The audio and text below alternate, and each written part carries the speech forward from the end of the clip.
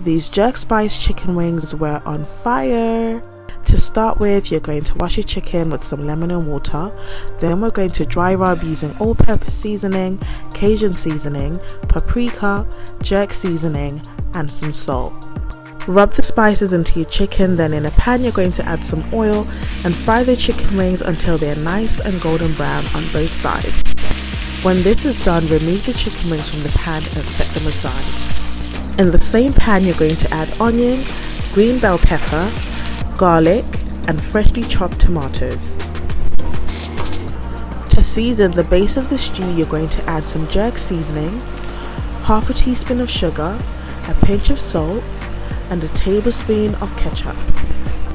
Then you're going to add some chicken stock and place the chicken wings back into the pan and allow this to cook until the sauce is nice and thick. To finish, garnish with some fresh parsley and your jerk spice chicken wing stew is ready to serve.